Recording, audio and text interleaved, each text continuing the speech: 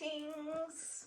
Today I'm very excited to talk about our brow point, our intuition, and how profound it is, how amazing and joy-inducing it is when we are connected with it, and how awful it is when we ignore it and when we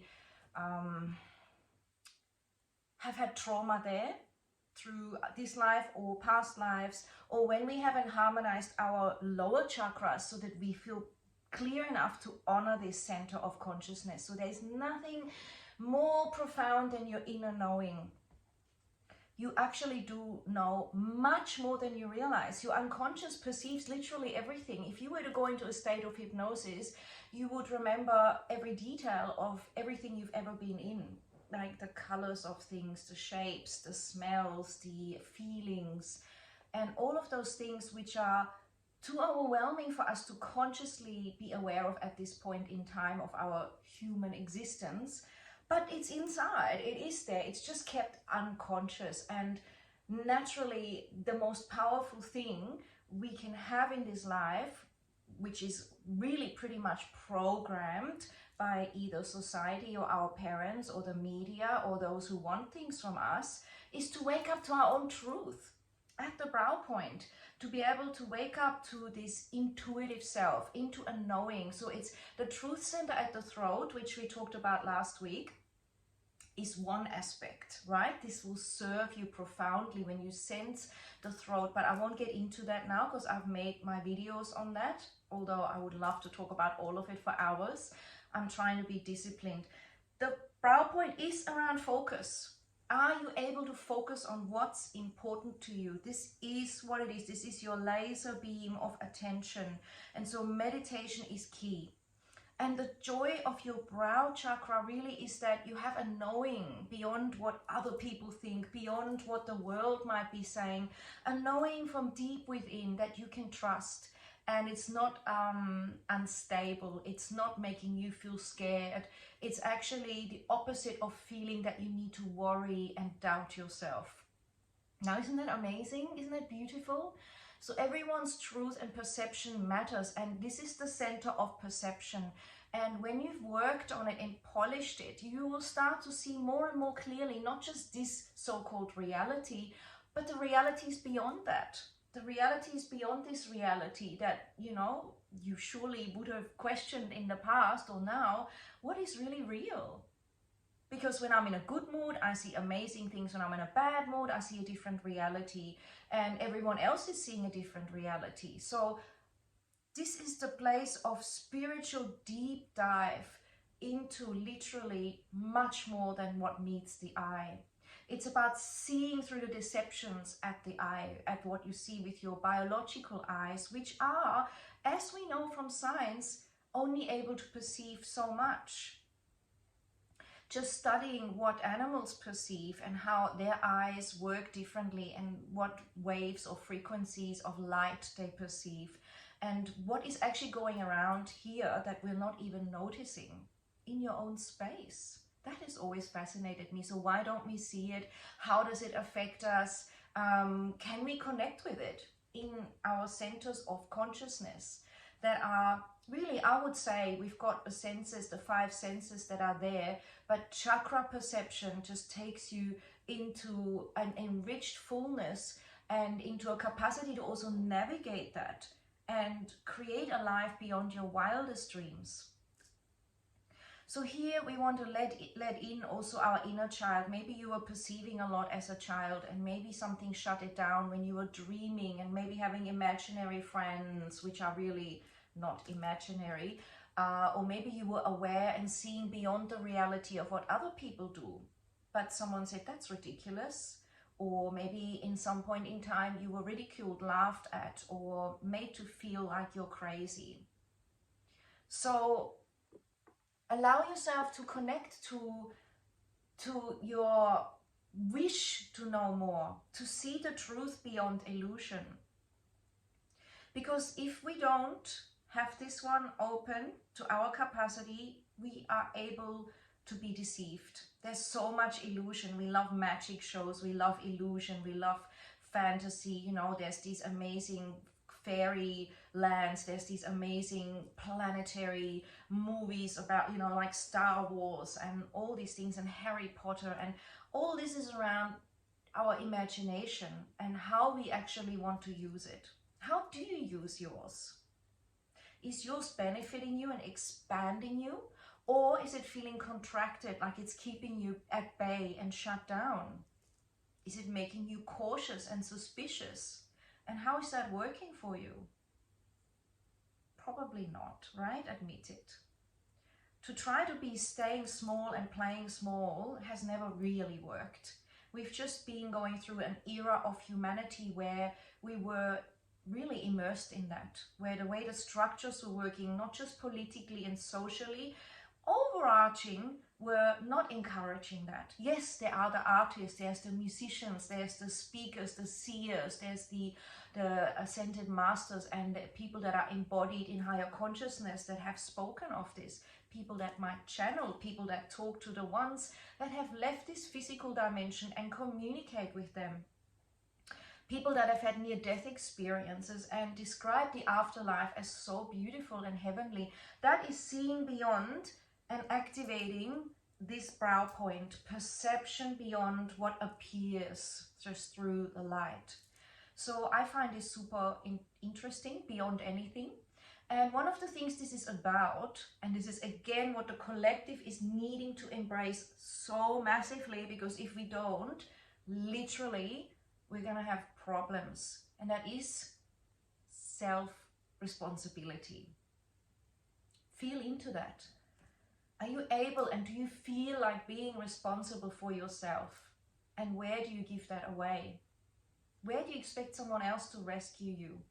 Where do you expect that, no, I don't think I can do that? The moment you don't believe in yourself and you believe you can be responsible for everything in your life, not in an egoic, macho way, but in a, wow, let me sit in this. Why have I attracted this? How can I work with this? What are the learnings? What are the gifts in this, which is what it all is? Everything changes. The moment you allow yourself to even think that. As kids, do you know when you were a kid, and I've never met a kid that's really different, not in my sphere of environment, except I hear of children that are not doing it because they've been psychologically made weak. Every kid, when you see them, they love to be independent. Can I do that? Can I try? What about me? Hey, look at me, mommy. Look how I'm doing this. That is our natural freedom and joy of our inner child. And you know, in the biblical text it says, and I'm not a biblical kind of person, I've never really felt to read it because I always felt it was corrupted. But there are, of course, truths in it. And one of the truths that comes up a lot is be like a child again. Those who inherit the world are those that remember their inner child. And the inner child is innocent, playful. It wants to lead usually. It wants to share. And it loves to do it for itself, or him or herself, however you want to use the language. And I've seen that in all of my kids, that they just want to try themselves, be independent. And it's not in an ugly way like get out and I'm doing it, or I'm doing it because I'm hurt and because I can't rely on someone, although that can happen. But it's more the natural feeling, hey, if you can do it, I can do it. It's self-responsibility.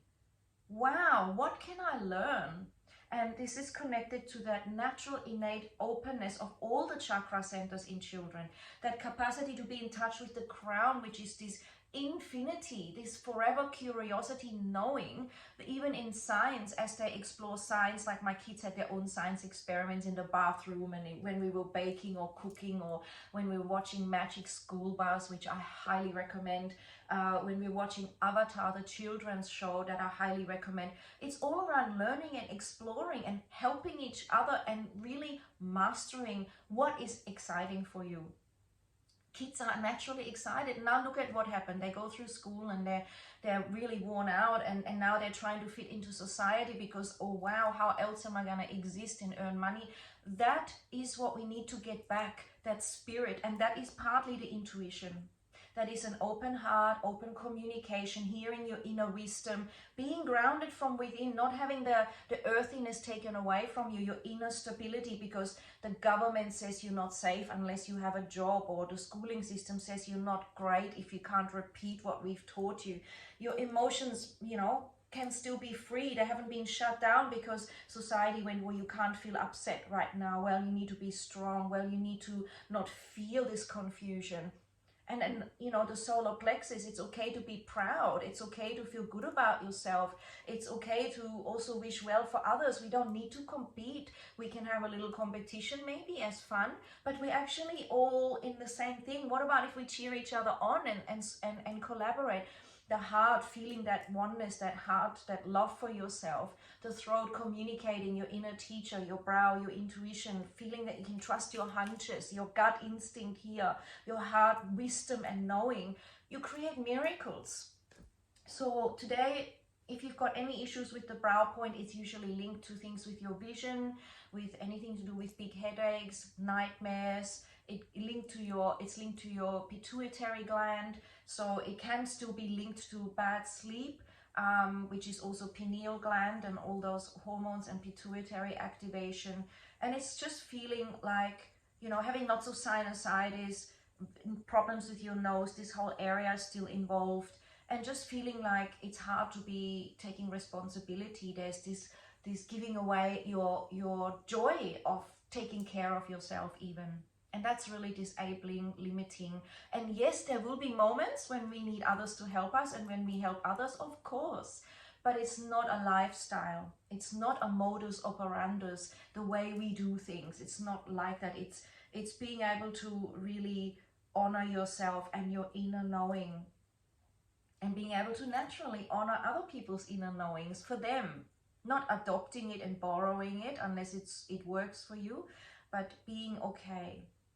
So have you got psychic disturbances? Do you feel worried about opening doorways, which is the intuitive? It's like opening doorways, portals, recognitions of things. So today is also the equinox, and you know, use that energy today as we're there, as you're watching this video in a timeless place. Connect to yourself. Allow yourself to be open to seeing reality, to see and project forward your vision. What's your vision for your life? Pause this and write down, what is your highest vision for this life, for you? And be really generous with that. I coach women with this to really feel supported in really exploring that vision and going beyond that vision and realizing, wow, this is amazing. I'm so excited. And knowing where the unconscious may block that inner light and that inner vision, and knowing how to actually tackle that is what I love to do. And there's so much to share. So here we even go beyond time and space, and we really embrace that. And this is really where you will live your greatest life. But remember, it's not just about meditation and doing the practices, activating your kundalini at the brow.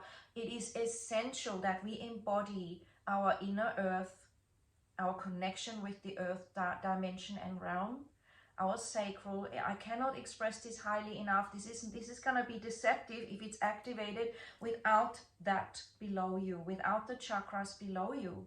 They are all one and part of each other, and it's like lopsided. It's like saying I'm going to drive because I have a steering wheel and a gearbox.